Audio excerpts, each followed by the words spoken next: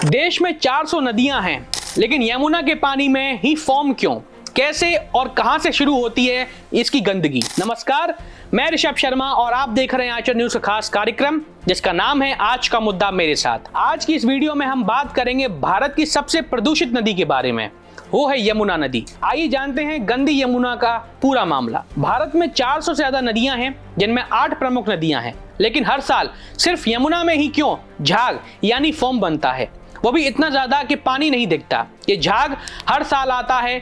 इस नदी का एक सेक्शन है जो बहुत ही ज्यादा प्रदूषित है। ये सेक्शन है वजीराबाद से ओखला के बीच। हर साल यमुना में जो सफेद झाग का नजारा देखने को मिलता है, वैसा ही नजारा भारत में शायद ही किसी और नदी में दिखता हो। देश में 8 प्रमुख और 400 से ज्यादा अन्य नदियां हैं। कुछ अरब सागर तो कुछ बंगाल की खाड़ी में मिलती हैं।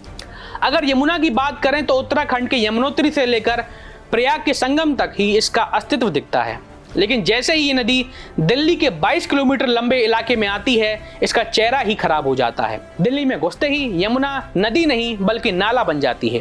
दुर्गंध, झाग, सूखे इलाके, शैवाल जैसी डरावनी चीजें आपके नाक, दिमाग और आंख को डराती हैं।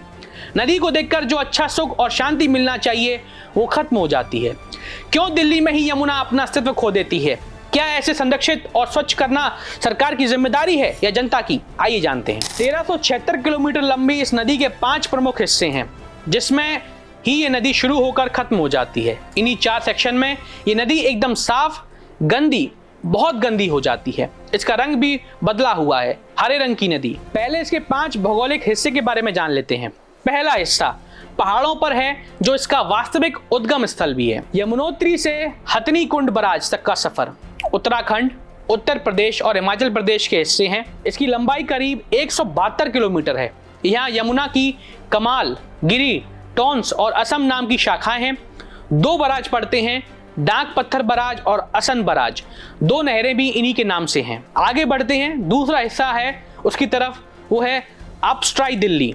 हथनी कुंड बराज से वजीराबाद बराज तक हरियाणा और उत्तर प्रदेश के हिस्से। 224 किलोमीटर लंबा सेक्शन है ये। यहाँ सोम, छोटी और यमुना ड्रेन नंबर 2 और 8 नदी की मुख्य शाखाएं हैं। इसमें हथनी कुंड बराज पड़ता है, जिसमें पश्चिमी और पूर्वी यमुना कनाल से जुड़ते हैं। अगले की बात करें तो इसका तीसरा हिस्सा दिल्ली का है। जीराबाद बराज से यमुना बराज तक, ओखला तक 22 किलोमीटर लंबा ये इलाका 22 ड्रेन और हिडन कट से जुड़ता है। इसके 2 बराज हैं, वजीराबाद और यमुना बराज। इसी से यमुना आगरा कनाल निकलती है। यही है नदी का सबसे प्रदूषित इलाका। वहीं अब इसका चौथा हिस्सा, जो कि डाउन स्ट्रीम दिल्ली का है, बड़ा ही कहीं ना कहीं महत्वपूर्ण हिस्सा है ये इसका। ओखला बराज से चंबल तक उत्तर प्रदेश और हरियाणा के हिस्से हैं। 490 किलोमीटर लंबा ये सेक्शन है। इसमें हिडन, भुरिया नाला, मथुरा और वृंदावन के ड्रेन, आगरा के ड्रेन मिलते हैं। इसमें एक ही ओखला बराज है। आगरा और गुड़गांव कनाल भी इसमें आकर ही मिलता है।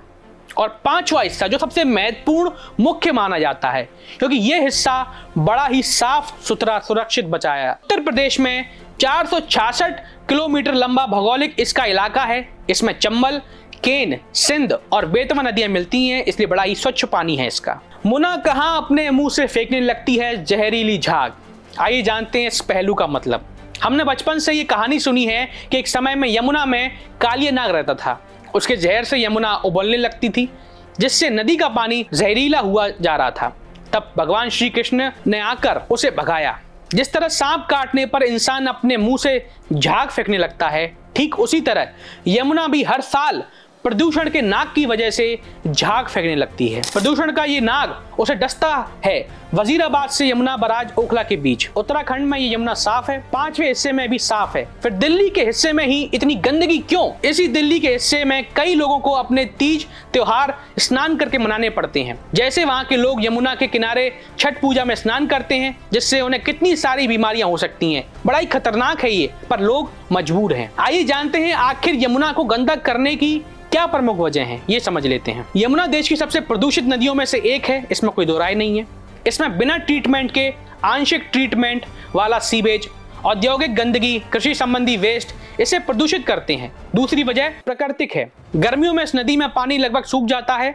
पूरी नदी और इसके किनारे ढेरों पेड़ पौधे, कचरा, जानवरों के शव पड़े रहते हैं। बारिश के बाद जब ये बहते हैं तो उनकी वजह से ये और प्रदूषण की वजह से भयानक स्तर का जहरीला झाग बनता है। क्या कहते हैं आंकड़े, ये समझ लीजिए, बड़े आंकड़े हैं। दिल्ली प्रदूषण नियंत्रण कमेटी DPCC के एक आंकड़े के अनुसार वर्ष 2017 और 18 से 2020-21 के बीच 5 वर्षों में यमुना की सफाई में जुटे विभिन्न विभागों को 7,000 करोड़ रुपए की धनराशि स्वीकृत की गई थी। ये धनराशि यमुना में गिरने वाले गंदे पानी के शोधन के लिए दिया गया था।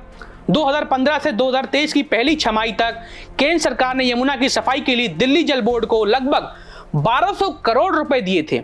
इसमें national mission for clean Ganga के अंतर्गत 1000 करोड़ रुपए और यमुना एक्शन प्लान 3 के अंतर्गत 200 करोड़ रुपए दिए गए थे। यमुना पर चलती है हमारी जिंदगी गोताखोर, ऐसा बताते हैं, जानते हैं क्यों। यमुना नदी में एक गोताखोर लालमणि ने बताया कि बचपन में वे इसी यमुना का पानी पीते थे। यहाँ यमुना के किनारे काम करने के बाद यहीं बैठकर भोजन करते थे, इसका पानी भी पीते थे। लेकिन आज यमुना का पानी नहाने लायक भी नहीं बचा है। लेकिन इसके बाद भी अपनी जीविका चलाने के लिए उनके जैसे अनेक लोग इस यमुना के पानी में काम करते हैं। इसका असर उनके शरीर पर पड़ता है, बीमारियां होती हैं और इलाज पर भारी खर्च करना पड़ता है।